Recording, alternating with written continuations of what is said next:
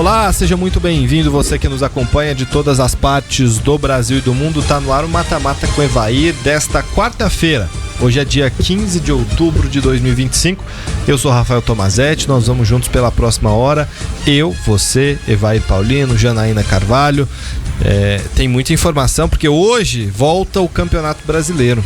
Depois da data FIFA, aí praticamente 2 semanas de data FIFA, uma semana na verdade, uma semana inteira. A gente tem o retorno do Brasileirão, que não respeita 100% a data FIFA, né? Os times sempre dão um jeito de pôr um jatinho, alguma coisa para buscar os jogadores que jogam. 12 horas depois estão aqui para jogar de novo. O caso do Cruzeiro, por exemplo, não deu certo. O Cruzeiro tinha feito tudo para o Fabrício Bruno voltar do Japão, mas não tinha voo disponível para ele antecipar. Não vai jogar contra o Atlético Mineiro hoje no Clássico de Minas Gerais. Tem muitos outros jogos e a gente fala disso tudo a partir de agora com Evair Paulino e Janaína. Janaína, e aí? Como é que você tá? Hoje é dia de clássico, né? Eu não sei se a gente falou, a Janaína tá loira, Evair. Não sei se a gente chegou a comentar. Nós demos uma dica no primeiro dia que ela chegou aí. Eu tinha esquecido. Não, e ela chegou brava. Ela chegou, passou de loiro pra que a gente não pegasse no pé dela. Ela já passou que nem um foguete, assim. Só o Jonas pegou no pé dela, aí ficou mais tranquilo. É pra dar tempo de abaixar a poeira. É dia de clássico? Hoje é dia de clássico. Muitos clássicos. Sim, e um jogo bem decisivo pro Flamengo, né? Porque se o Palmeiras bate o Bragantino e o Flamengo perde pro Botafogo, fica ruim. Fica difícil. 3 rodadas pra assumir a liderança. É difícil. O problema é o Palmeiras falhar em 3 rodadas. Hoje Flamengo e Palmeiras não falham em 3 rodadas. Então qualquer um que abrir essa vantagem fica muito perto do título. Vocês falaram disso aí com uma dorzinha no coração, hein? 3 rodadas, não sei não. Vocês estão torcendo contra. Eu vou sempre torcer contra, isso você pode ter certeza. Tá certo. Hoje tem muitos jogos, Evair. Hoje serão 7 partidas e amanhã 3. E a gente pode ter um cenário, como a Janaína disse, de um Palmeiras disparar na liderança. Possibilidade existe. Quase tudo deu certo pro Palmeiras na rodada passada, né? Quer dizer, na rodada passada, porque bateu o Juventude, mas o Flamengo perdeu. Então teve todo algo a favor do Palmeiras aí. Essa rodada aqui, se der tudo certo pro Palmeiras, é lógico que abre uma vantagem muito forte. Mas é muito difícil, muito difícil. O Palmeiras bater o Bragantino é difícil, o Flamengo bater não é impossível, o Botafogo, porém, tá dentro do futebol. O campeonato que caminha para sua reta decisiva, e essa semana é fundamental, os próximos dias, porque além desses jogos que são o clássico hoje, o Flamengo tá envolvido num clássico. A gente vai ter Flamengo e Palmeiras no final de semana no Maracanã. Aí vai pesar. Sim. Mas aí também a gente tem clássico, dentro dos outros clássicos que você falou, né? Santos e Corinthians. Sim, Santos e Corinthians. Com 2 times bem desfalcados, né?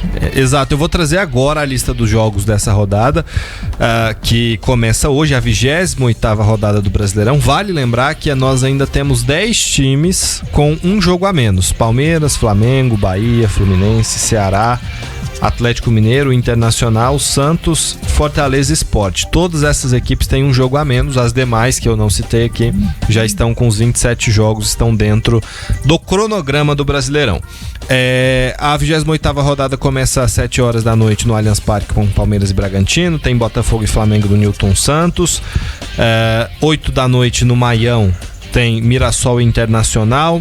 Também 8 da noite, mas na Ilha do Retiro, Sport Ceará, duelo nordestino. 9h30 da noite na Vila Belmiro tem Santos e Corinthians.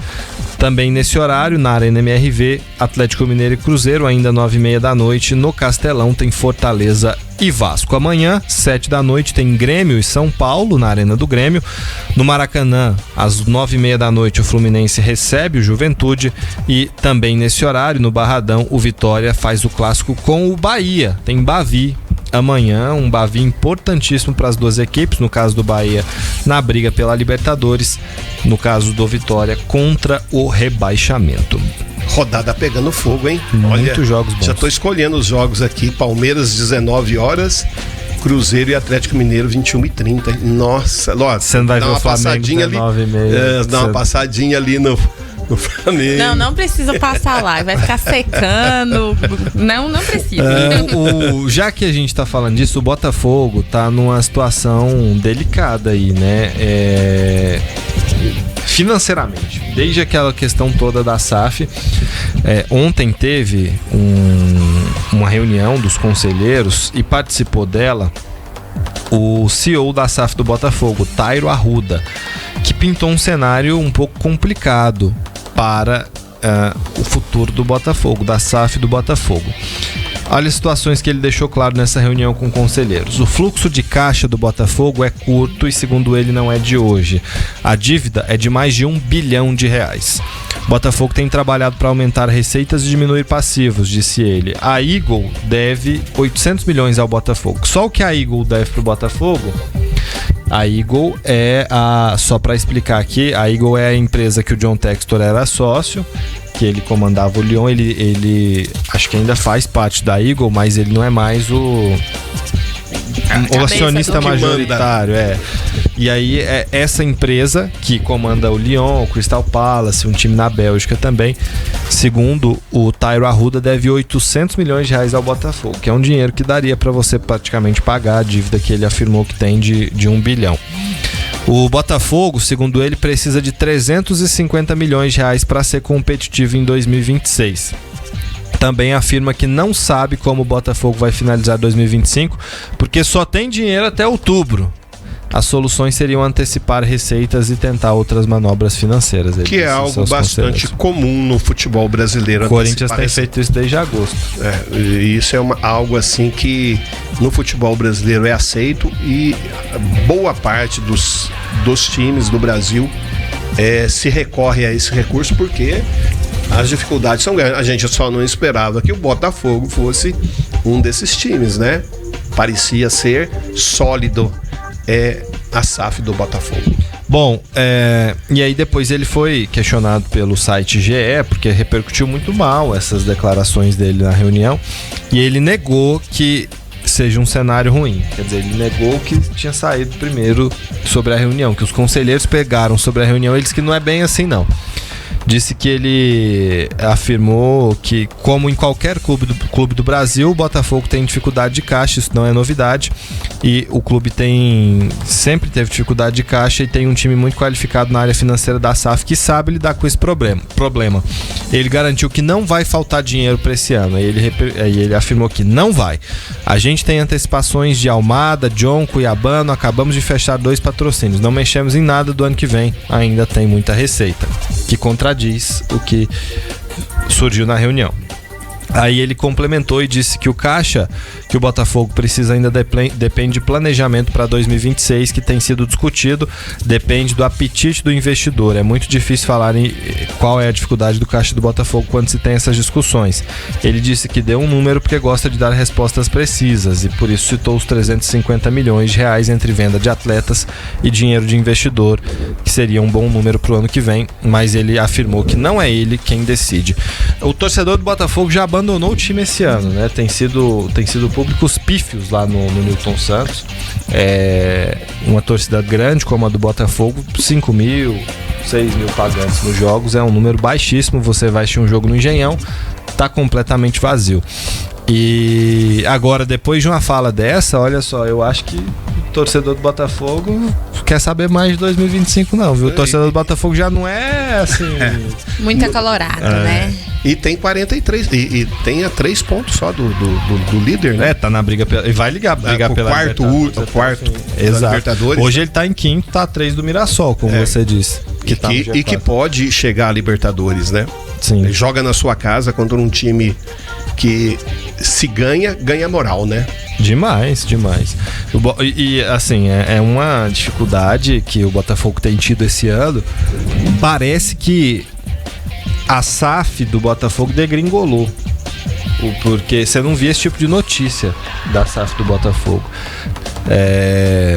E aí os torcedores brincam, gastaram tudo em 2024, daqui a pouco o Botafogo tá na Série B de novo, mas enfim, é um cenário preocupante pro Botafogo em relação a essa indefinição da SAF, porque O John Textor diz que a Eagle deve o Botafogo, a Eagle diz que precisa ver para ver se deve isso mesmo.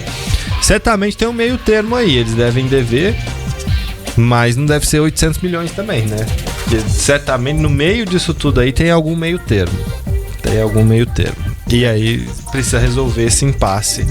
E é algo interessante o Botafogo, né? Porque a gente imaginava 24, deu certo, que 25 seria um ano também, né? É lógico que eles mandaram muita gente embora, negociaram muita gente.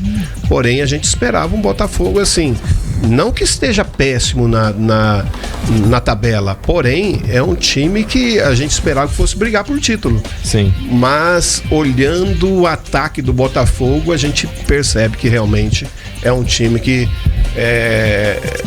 tá bom onde está. Tá brigando pela Libertadores, não tá sofrendo para não cair, e que é um time mediano, que se tornou mediano, talvez por essa desorganização, né? Desorganização e essa falta de visão da onde buscar os jogadores certo, né?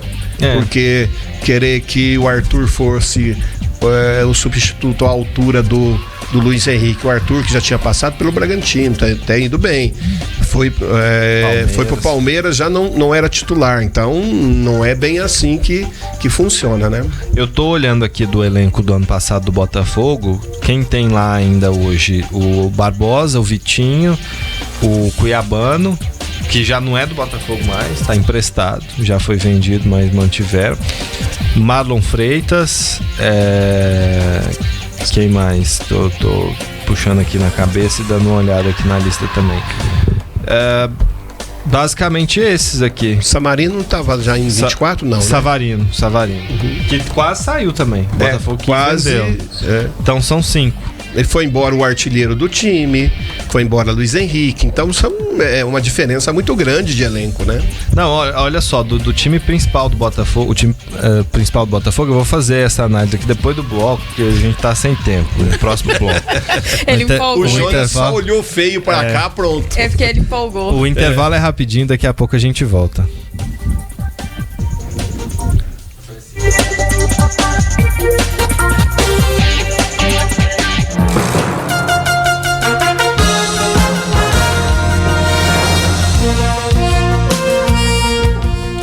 Mata-mata tá de volta, eu fiquei devendo aqui uma comparação. O Botafogo do ano passado, vou citar aqui, não é que era o time ideal do Botafogo, jogadores que mais atuaram no Botafogo no ano passado, aqui pelas estatísticas. John Goleiro saiu, tá no futebol inglês. Bastos acho que até tá lá, mas não joga, né? Machucou, né? Machucou. Uma lesão muito, muito feia dele. O Barbosa tá lá, titular absoluto. Sim, o Lucas Alter tá no Vitória, não tá no Botafogo mais. O Gregory foi vendido pro futebol do Oriente Médio. Tietê também tá no Vasco agora. O Gregory faz uma falta muito grande, hein? Marlon Freitas tá no Botafogo. Savarino tá no Botafogo. Luiz Henrique tá no Zenit. Júnior Santos. Onde é que tá o Júnior Santos? Acho que tá no próprio Botafogo. Tá no Atlético Mineiro.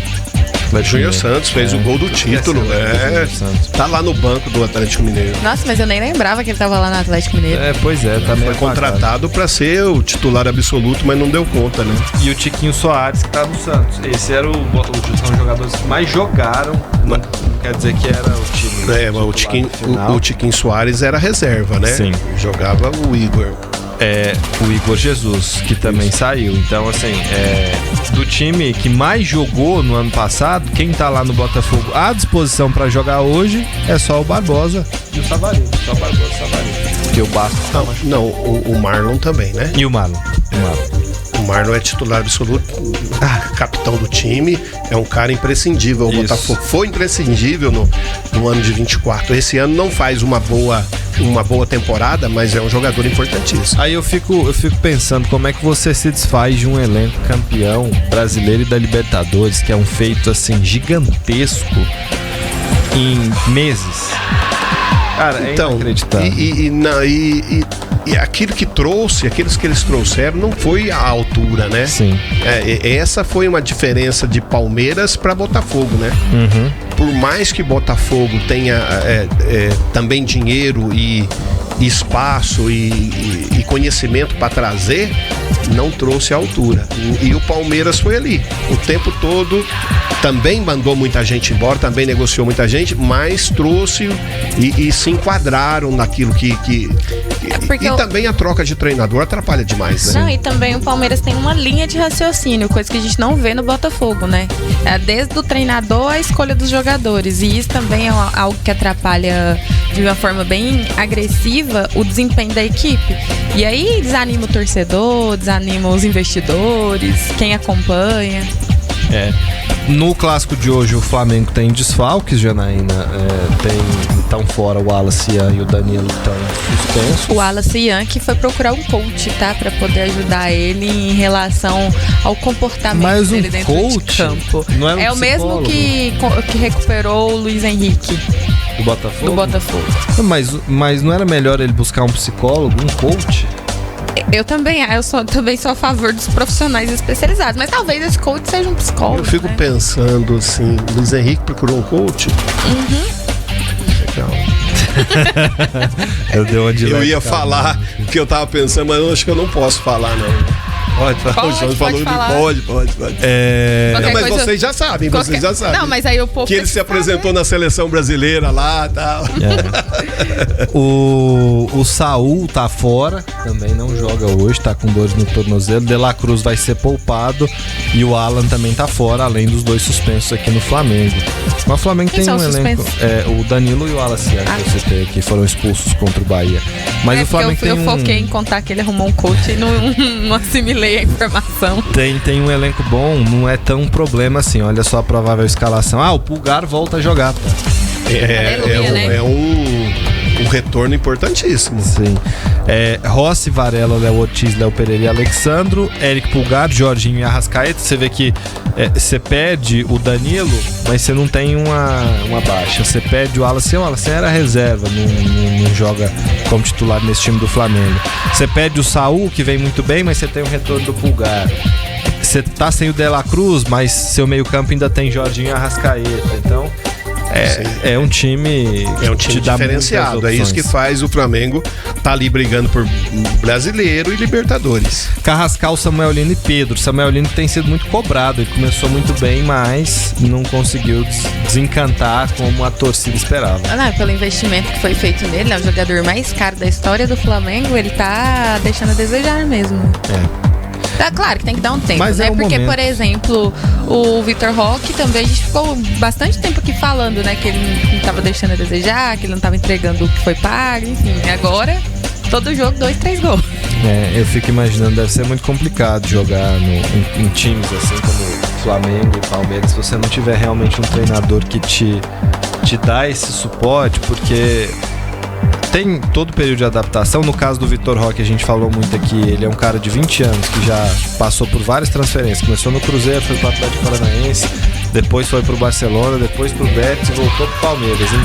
Em 20 anos de idade, 3, 4 anos de profissional, ele passou por 5 transferências. Sofreu a desilusão lá no Barcelona, que ele chegou com um status e aí de repente o Xavi não quis aproveitá-lo, ele teve que ir pro Betis, não foi bem, voltou pro Brasil. Se não é o Abel para dar confiança para ele, a carreira dele tinha acabado. Eu não tiro a razão do Chaves, porque se o Abel tivesse a impaciência que o Xavi, o Vitor Roque também não jogaria no Palmeiras, porque o início dele foi muito ruim, né? E provavelmente aconteceu isso no Barcelona. Só que lá o resultado tem que ser maior ainda, né? E a cobrança deve ser insuportável. Não teve um treinador que pudesse dar um amparo, né, e uma confiança ao menino. E no Flamengo o Felipe vai dar, já mostrou que tem dado esse suporte ao Samuel Lino também. Só que o Samuel Lino foi o contrário. O Samuel Lino começou muito bem, gerou grande expectativa, chegou à seleção e agora vive um período de baixa. Que o time inteiro do Flamengo vive, né? O Flamengo tá... Só que é o que a gente fala. A baixa do Flamengo, a baixa do Palmeiras, não é uma baixa. É uma troca de peças, no caso, né? Não vencer alguns jogos. Não, e aí quando tem baixa dentro do elenco, não é uma baixa, é troca de peças. E aí você pega os dois altíssimo nível, né? estão acima de... Nós já comentamos isso aqui várias vezes, né? Muito Os acima dois da times média. estão muito acima da média de pontuação, né? Sim. O Flamengo tem tido atuações abaixo daquilo que já apresentou no campeonato, alguns jogos. E aí a torcida tá irritada porque, olha só, classificou na Libertadores, mas classificou nos pênaltis, não pode. Ganhou do Corinthians fora, embora não tenha brilhado. Empatou com o Cruzeiro em casa e perdeu o Bahia. Essa é a sequência do Flamengo, que é uma sequência totalmente normal. Você parava pra pensar que você pegou um argentino fora, você pegou o Corinthians fora, o Cruzeiro, que é um time que briga pelo título, encarde muito esses jogos. E o Bahia, que Num campo ruim. Num campo ruim, fora de casa. No campo não, né? lotado. Porque como se diz o Jorginho na entrevista que ele deu essa semana, entre jogar no sintético e jogar num campo que não tem grama, é melhor jogar no sintético, né? A sequência do Flamengo foi difícil e o time não se desempenhou tão bem. Aí a torcida já trata como se fosse uma pequena crise. E não é, são jogos difíceis. Estudiantes, Corinthians, Cruzeiro, Bahia, é uma sequência complicada que continua ainda agora com Botafogo e Palmeiras. É um momento de jogos complicados pro Flamengo. E ainda assim o time tá com um aproveitamento muito bom no Brasileiro. Só que o Palmeiras conseguiu uma sequência de vitórias muito importante, tem mantido um ritmo mais forte. O Flamengo caiu um pouco o rendimento, mas tá longe de ser uma crise real, né? Crise essa que o Flamengo, que alguns torcedores do Flamengo citam às vezes, qualquer outro clube gostaria de viver. É uma crise ou uma maneira de interpretar que só aqueles mais fanáticos mesmo, que é da mesma coisa que o Palmeiras passou tempos atrás, meses atrás. Aí parecia que o Abel ia ser mandado embora, né? Por alguns torcedores, por algumas pessoas da imprensa, o melhor caminho era esse. Mas não, a gente sabe que todos os times passam por altos e baixos dentro da competição. O pior é que nem é por alguns torcedores, pela maior parte dos torcedores, né? Porque por ter um time em alto nível e tá acima da média dos outros, a exigência do torcedor fica maior porque fica mal acostumado. Não, você imagina se o torcedor do Cruzeiro tivesse nesse nível de exigência, o time perdeu jogos teoricamente fáceis em casa contra equipes que estão lá embaixo, empatou com o Sport, perdeu pro Santos, no Mineirão lotado. Agora você imagina se o torcedor do Cruzeiro tivesse nesse devaneio de perfeição, que não existe. Às vezes os clubes europeus ganham muitos campeonatos, lá você tem na Croácia só o Dinamo Zagreb que ganha, lá na Escócia ou é Celtic ou é Rangers, na Espanha ou é Real ou é Barcelona. E só que aqui é diferente. A Espanha é do tamanho de um estado brasileiro. Os times viajam. O Evair sempre cita aqui, viagem é complexo e cada time tem uma torcida regional muito grande, tem seu próprio orgulho, sua própria tradição, que não é a mesma de um Raio Valecano. Então é um campeonato diferente, muito embora hoje os recursos que Palmeiras e Flamengo dispõem os coloque muito à frente dos demais. Ainda assim você não vai ter um aproveitamento de conquistar 100%. Você não vai conquistar 100 pontos no campeonato. O Flamengo chegou perto disso com o Jorge Jesus, foi um marco, mas é muito difícil você ter um aproveitamento que esses times estão tendo hoje, né? Acima de 70%. Já é muito bom. Não, a gente teve exemplo do campeonato entre a Série A e a Série B. A diferença de pontos para um campeonato que já está bem na sua reta final para o campeonato da Série A, que ainda falta bastante jogo para terminar. Exato. E você pensa que a Série A há 10 anos era assim. A Série A há 10 anos, os times que lideravam tinham mais ou menos a mesma pontuação que a Série B tem hoje, né? Agora, a Série B permanece equilibrada. A Série A se tem ali Flamengo e Palmeiras disparados, o Cruzeiro tentando manter contato e os outros times bem abaixo. Por coincidência, os dois times financeiramente mais estável, né? Sim, mais estáveis. Bom, a gente vai para mais um intervalo. Daqui a pouco a gente fala mais dessa briga pelo título e pelo rebaixamento nessa rodada que começa hoje, porque ela pode ser mais uma espécie de divisor de águas nesse campeonato que está equilibrado e disputado em muitas partes. E lá em cima, embora você tenha poucos times brigando, também a briga tá quente. Intervalo é rápido, daqui a pouco a gente volta.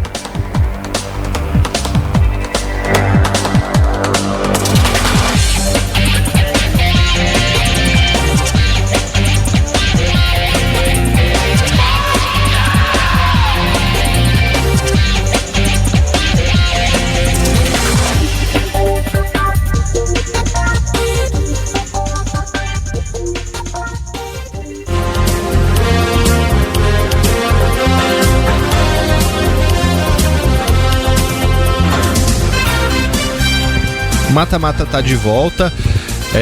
A gente falou um pouco aqui das situações de Botafogo, de Flamengo.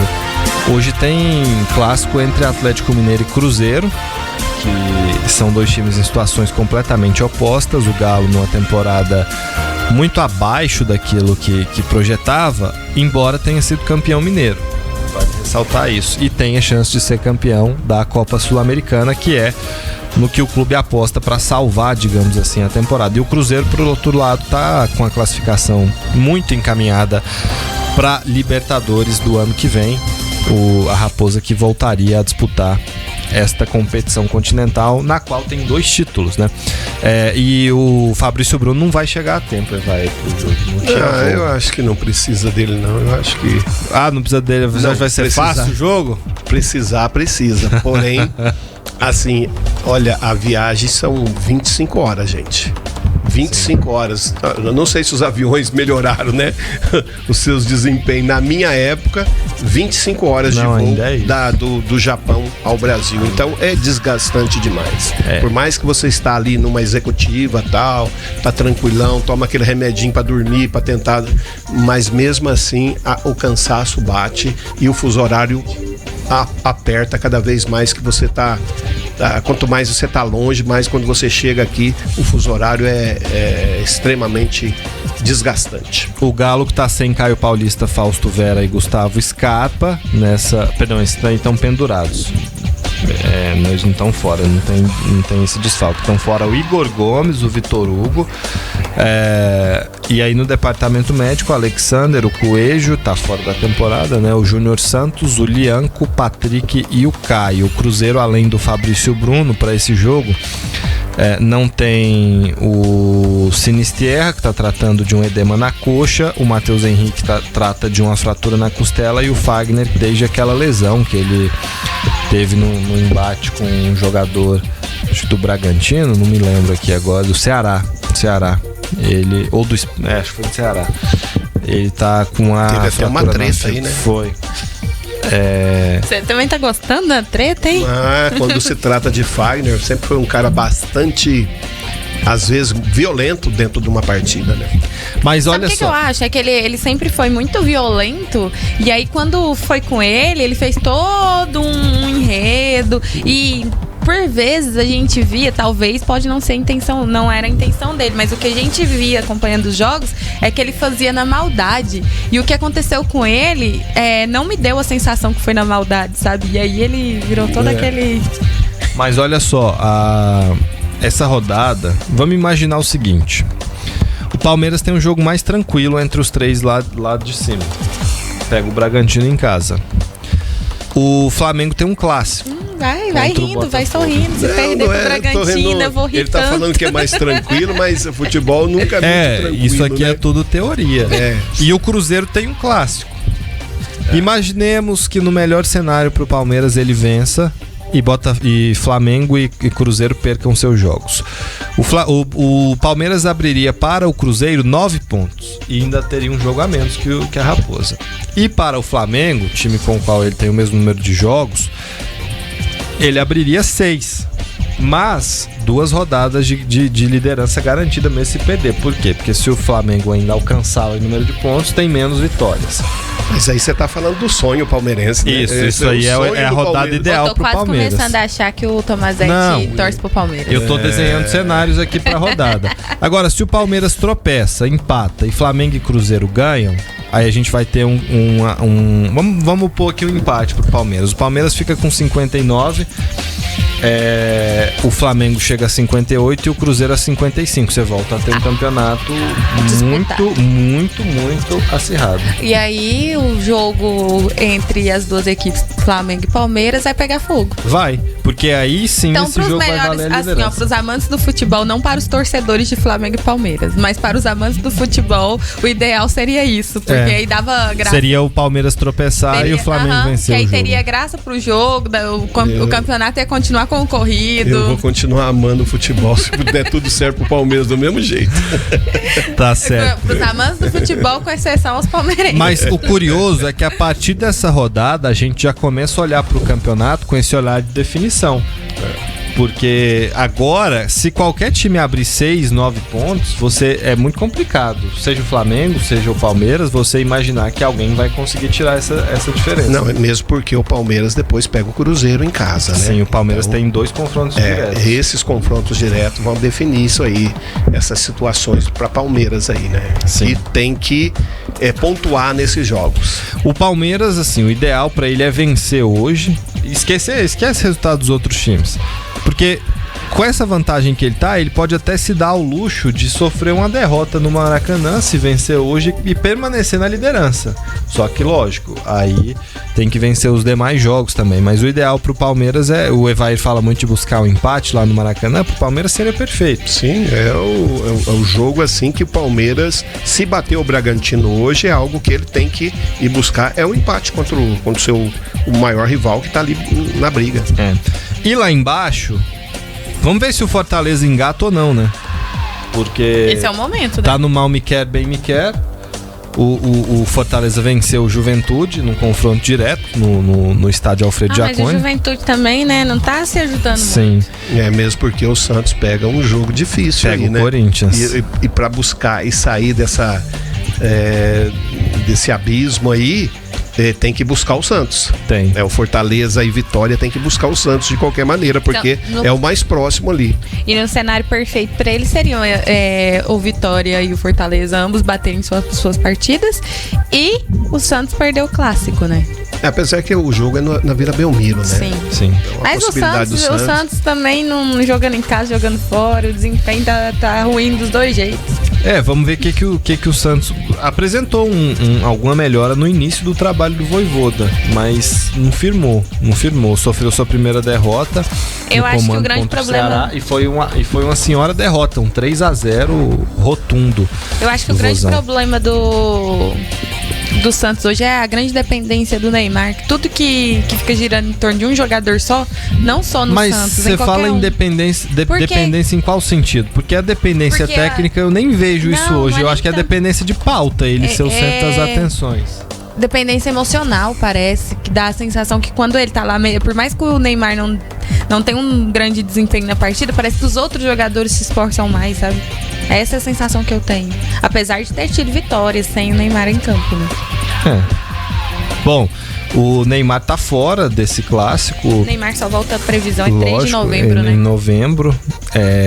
O Tomás Rincon também tá fora, Tiquinho Soares, o Alexis Duarte. O Santos tem muitos desfalques. O Corinthians também tem muitos jogadores fora. Olha só a lista de jogadores que estão fora. Desculpa, depois você termina, depois você volta. Não, volto no Santos. Pra falar por que eles estão fora. O Neymar tem aquela lesão na coxa, o Tomás Rincon tem um edema na panturrilha esquerda, o Tiquinho Soares está suspenso e o Alexis Duarte está com a seleção do Paraguai. No Corinthians, Hugo Souza está suspenso, também não ia dar tempo de voltar. Matheus Bidu tá suspenso. Dorival Júnior tá suspenso, não vai comandar o time em campo. O Carrijo se lesionou, talvez nem jogue mais nesse ano. O André Ramalho também se recupera de lesão. O Romero não volta porque tá na data FIFA, não volta a tempo. Félix Torres também não vem jogando, mas era uma opção no banco. Não volta, tá na data FIFA, e o Vitinho tá no departamento médico. O time do Corinthians vai ser bem modificado. Olha só o provável timão: Felipe Longo, Mateuzinho, João Pedro, Gustavo Henrique e Andileri, Maicon, Ranielli, Hugo e Breno Bidon. No ataque, o Alberto e Guinegão. Você não tem, por exemplo, o Garro, que é o Memphis Depay também. O Memphis Depay. Data FIFA, né? Data FIFA também. Você não tem Garro, você não tem Depay. Qual o jogador que precisou ficar no país dele por causa de documentação do filho, que não foi liberado para viagem? É o Venezuelano. José Martínez. José Martínez. O time do Corinthians vai muito modificado. A chance do Santos vencer esse clássico é boa, porque vai pegar um Corinthians muito alterado e sem seu treinador na beira do campo. Que hoje em dia o Luiz Henrique não quer mais ficar na beira do campo lá no PSG, mas no que a gente sabe ainda conta o treinador. Conta, no Brasil conta bastante. Na beira do campo. É o Corinthians que tem aí 33 pontos, precisa chegar aos 45 para poder se salvar, hein? Já não é tão simples também. Se o Santos ganha, chega a 31. Já fica 2 do Corinthians, por exemplo. E aí, se você tem uma vitória do Fortaleza contra o Vasco se ganhar do Fortaleza aí engatou de vez, né? O Vasco vem numa fase boa. E o Fortaleza precisa ganhar pra sair do mal me quer, bem me quer e engatar alguma sequência. Lembrando aí que o Vasco é o time que mais marcou gols depois que o Diniz assumiu a equipe, né? Mas também contrapartida é o terceiro que mais tomou. Mas tá sem o Paulo Henrique, o grande lateral que quebrou foi pra seleção brasileira. 12 anos, 13 anos. 13 anos sem um lateral fazer gol pela seleção brasileira. Inacreditável. Bom, e amanhã tem Vitória e Bahia, que é outro clássico, e no clássico tudo pode acontecer, embora o Bahia seja, se a gente for analisar time por time, muito favorito. E é isso. O Bavi que tem atualmente a maior vantagem do Bahia no século geralmente você tem um clássico muito equilibrado, né? Mas o Bahia tem vencido os últimos por essa superioridade que obteve. O Vitória ficou bem para trás do Bahia. E o Ceni nunca perdeu pro Jair Ventura também. Então são marcas que estão em jogo nesse Bavi que acontece amanhã. O Rogério Ceni conseguiu quebrar um dado também, né? Nunca tinha conseguido vencer o Flamengo como treinador. Era uma das maiores freguesias do Rogério Ceni. E aí ele foi e conseguiu vencer que eram vários jogos. E ele como treinador do Fortaleza, ele não chegou a pegar o Flamengo, porque ele jogou o Fortaleza na Série B. Mas São Paulo, Cruzeiro, Fortaleza, São Paulo, Cruzeiro, Bahia foram os times que ele comandou contra o Flamengo e ele perdeu todos, tinha perdido vários jogos até então, nunca tinha ganho do Flamengo e agora ele conseguiu essa marca. Ele tinha perdido 12 partidas. 12 partidas. Vamos para mais um intervalo, daqui a pouco a gente volta.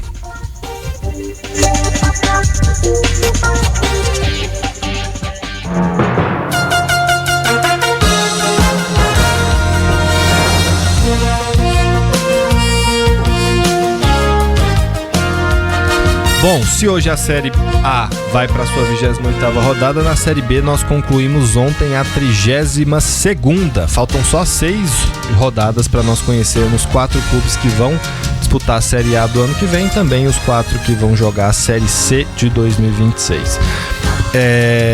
Nós tivemos resultados surpreendentes ontem. Surpreendente. Teve 3 jogos. E a favorita Chapecoense, que se vencesse estaria no G4, perdia pro Botafogo de Ribeirão Preto até os acréscimos. O goleirão foi querer sair lá, o zagueirão subiu em cima dele, fez 1-0, mas não conseguiu segurar o jogo. E aí a Chapecoense empatou com o Rafael Carvalheira no final, 1-1, e com isso o Goiás está mantido no G4, apesar da má fase, que o Verdão trocou de técnico, ontem apresentou o Fábio Carilli. A Chapecoense ficou em quinto com 51, o Goiás está em quarto com 52, o líder é o Coritiba com 56, segundo e terceiro colocados, Criciúma e Novo Horizontino, 2 aurinegros tricolores, na verdade tricolores, né? Com 53 pontos.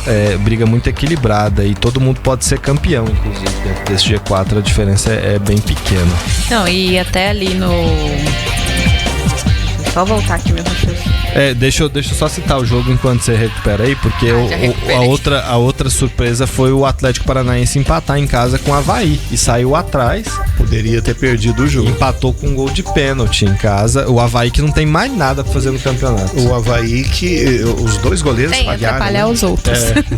Os 2 goleiros falharam e aí deu uma confusão do caramba e o Atlético Paranaense não aproveitou uma oportunidade.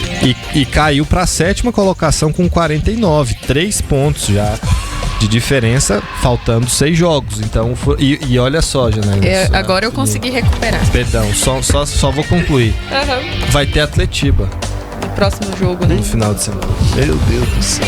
Eu recuperei minha linha de raciocínio. Você falou que dentro do G4 todo mundo podia ser campeão, né? E até o G8 todo mundo pode subir para a Série A. Sim, eu concordo. A gente falava aqui, acho que CRB e Atlético saíram da briga, ficou muito difícil para eles. O Atlético agora tá com 45. O Evair acho que ainda mantém o CRB. pelo que você falou, né? Porque tá 5 pontos. Ainda tem uma chancezinha assim. Mas o Atlético já foi. Será? 45, o Atlético, se vencer tudo, o Atlético chega a 63. Você tá falando do Atlético Goianiense, né? O Atlético Paranaense ainda não, o tem Paranaense tá vivo. O que aproveitou mesmo a rodada foi o Remo. O Remo, que venceu o clássico no finalzinho contra o Paysandu. Uma bela batida de falta que fez o Remo vencer e põe o time na briga aí. A um pontinho. A um pontinho. Cara, 4 vitórias seguidas do Remo. Tá bebendo água na hora certa.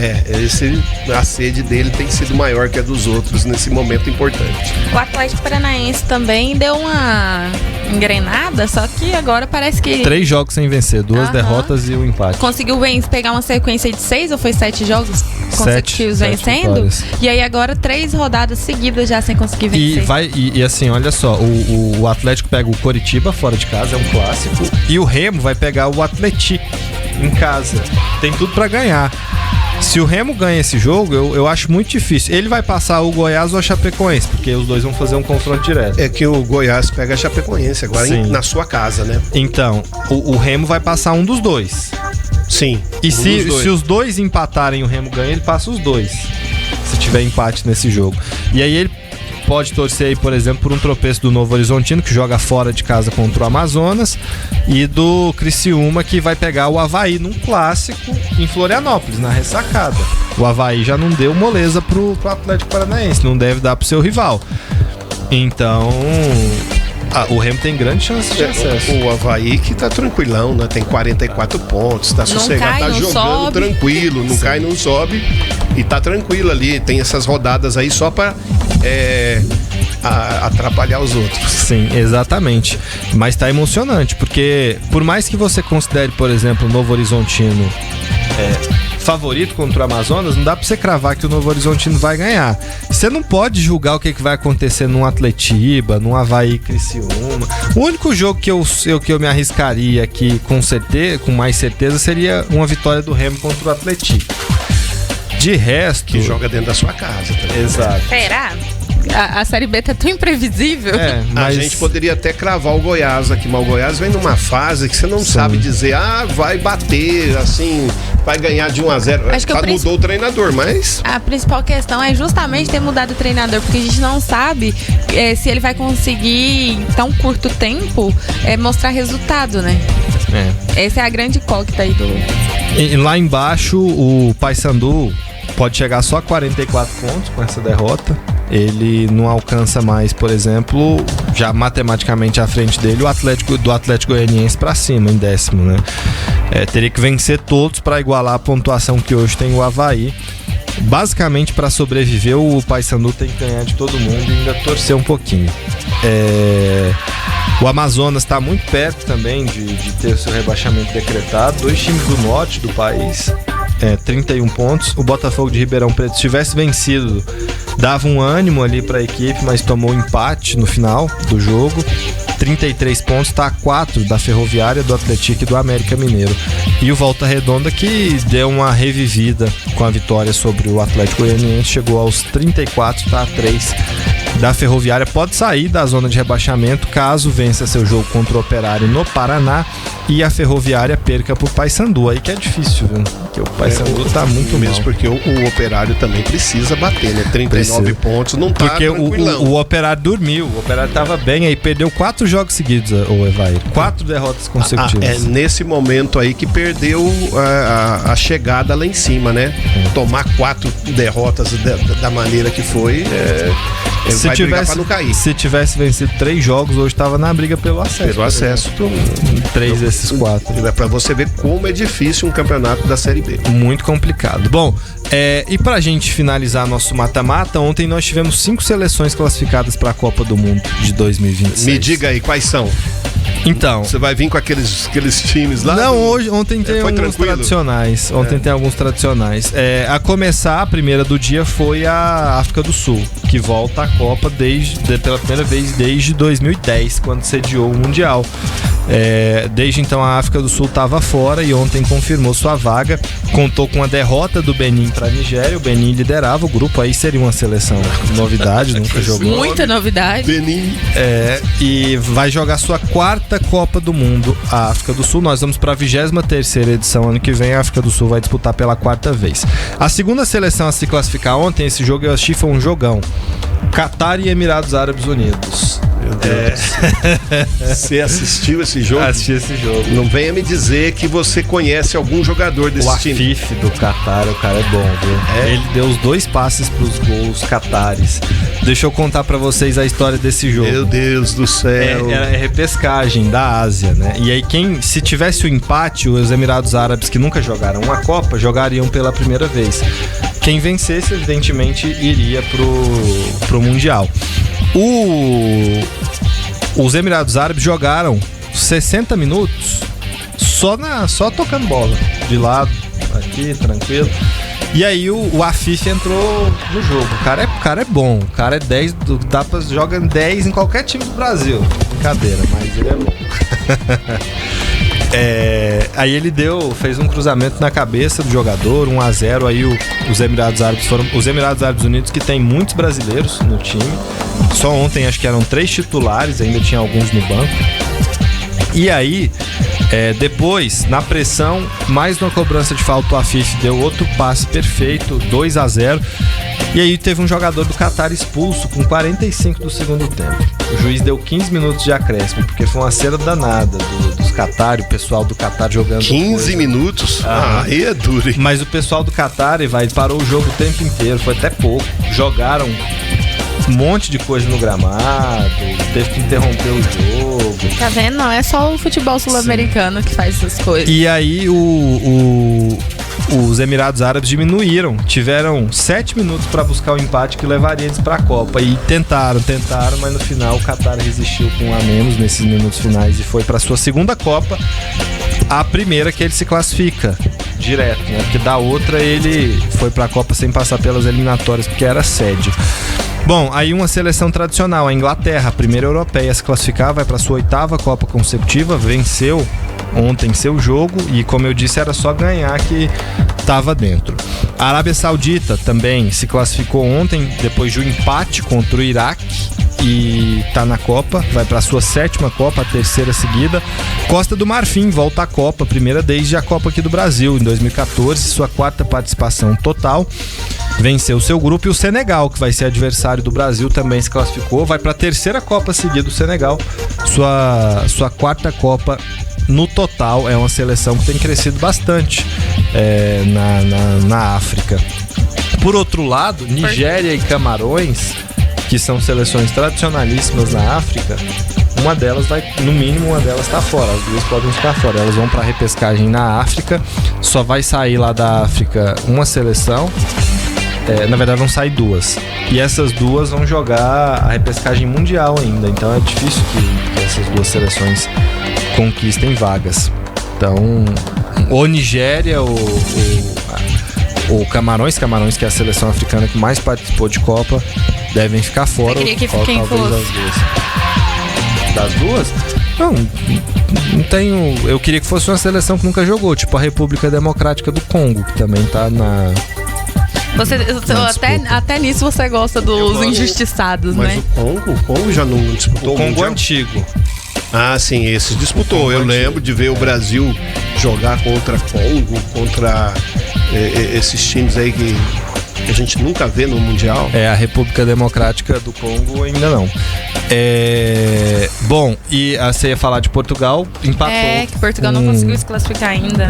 Empatou. Ontem precisava vencer e torcer por uma derrota da Armênia, se me falha a memória, e nada disso aconteceu. Ela empatou, só que o Cristiano Ronaldo bateu o recorde, é o jogador que mais fez gols em eliminatórias no mundo, 41.